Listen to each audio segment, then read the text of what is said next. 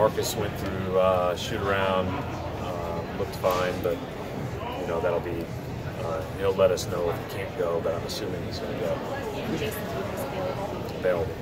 Good competitive game against the Kings last night. What makes them so competitive as you're playing? Yeah, I mean they're having a great year, and you know I think their depth is really good. They play at the best pace in the league, and you know we've been one of the worst transition defensive teams since the All-Star break. This is the best transition offensive team in the league, so that is going to be where the game starts. Obviously, we've got to do a lot better job in transition, and they put you on your heels the whole time. I mean, and it starts with Fox with the ball. He's got a special ear playing up the court. Brad, how much do you think missing shots on offense affects getting back on defense? For really good teams? For you? Doesn't. I guess that's We're the not answer. as good as we need to be yet. So it shouldn't be an issue. I mean, I just think that's as you get into the latter parts of the season, and everybody knows you know when they're playing, how everything is going to play itself out, make or miss. You got to do your job on the shot, and we haven't done a great job of that, and that's going to be critical. If we make teams play against our set defense, that usually means we're running good offense and getting a reasonable shot, not turning it over, and we have a pretty good chance of being successful if we do that.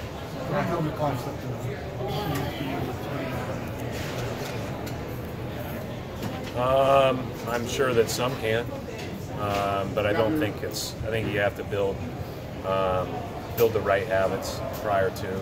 Doesn't mean you're going to play perfect heading in. I mean, you can go through the list of teams in the NBA that have had tough stretches right before the playoffs. Go through the list of teams that have won Super Bowls, with the exception of the Patriots, over the course of the last 15 years, and there've been a lot of teams that really went to a different level just because they played well. And I just think the bottom line is you got to do everything you can to be healthy, feel good, play well, and showing yourselves capable of putting together a good stretch. But I think habits are a big part of that. Is it important for your guys against this last stretch just so that they have that in their DNA when things get difficult in the postseason? It's going to be difficult right out of the gate for us. I mean, that's the bottom line. And that would be the case anyways because the playoffs are just hard.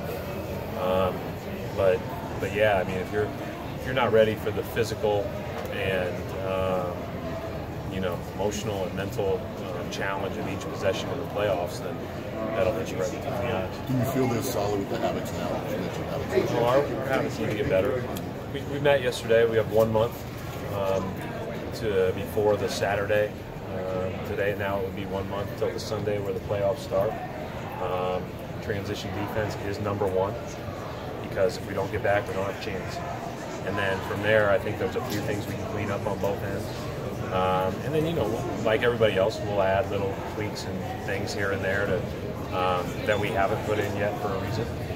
But for the most part, this is what it is, and we just have to clean those little things up. Keeping that in mind, Brad, transition defense, how closely off the road trip before you must do this road trip, do you watch and monitor energy?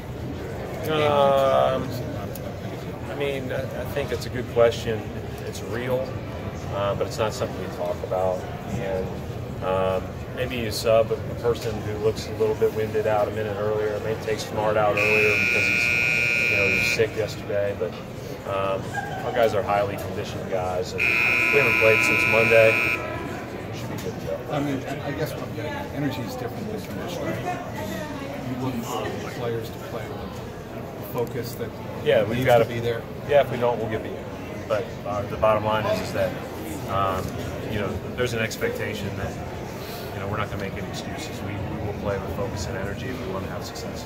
Brad, you talked about getting together and saying there's a month left before the playoffs. Can you put tonight in perspective, meaning that you're coming off of a pretty successful West Coast trip and you got a month to go? So how's this game tie into everything? Well, it's only successful if your last game didn't feel like that. So, I mean, I think ultimately, we didn't play well against the Clippers. They had a lot to do with that. As I went back and watched the film, I mean, I thought, we did a lot of things that we could have done better, but man, did they play well that night. I mean, they were terrific. And you know, even if we would have played well, maybe we come up a little bit short, but we would have liked to have played with a little bit more you know, detail on both ends of the court than we did. So this is another chance to do that.